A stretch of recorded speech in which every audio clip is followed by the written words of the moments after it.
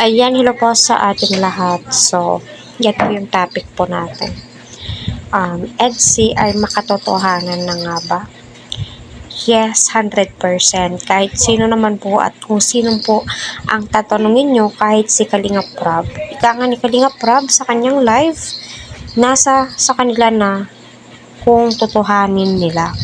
Kasi alam naman po nila kung ano yung tama at mali. At ika nga po ng nanay ni Beyonce ay 10 years po ang gap nilang mag-asawa. At alam naman po nila kung ano yung tama at mali. At alam po nila kung ano po yung mga boundaries po nila, di ba? So, tama naman. At mas mainam po doon, no? Ang nanay ni Beyonce ay nagbibigay advice, which is nakakatulong po iyon.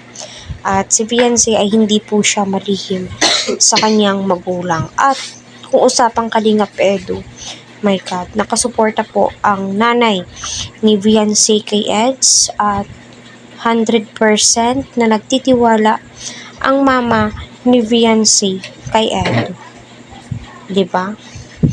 So, ika nga ni Marzano ay halatang halata na nga daw po na may pagtingin si Eds kay Beyonce. So, tayong mga babae ay alam naman po natin, nakahalata naman po natin iyon. At hindi po biro lahat at hindi po content ang lahat. Alam nyo na, yung mga reactor na mga lalaki, syempre, mararamdaman po nila kung ano yung feelings ng isang lalaki, kung ano po yung nararamdaman ni Edu kay Beyonce. Kagaya po namin ng mga babae. So, ramdam po namin na si Eds ay seryoso kay Beyonce. Bakit pagtutulakan ba namin o i-insist ba namin na sana maging sila na, di ba?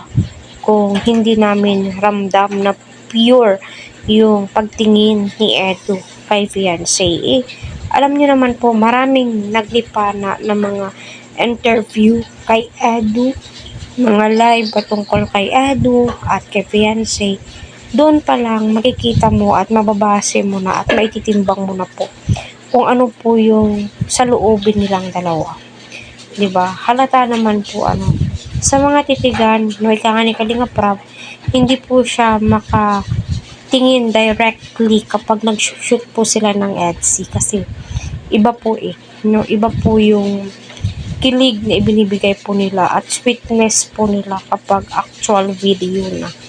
So, 100% no, na may something na talaga at nakadepende na po iyan sa kanilang dalawa, diba?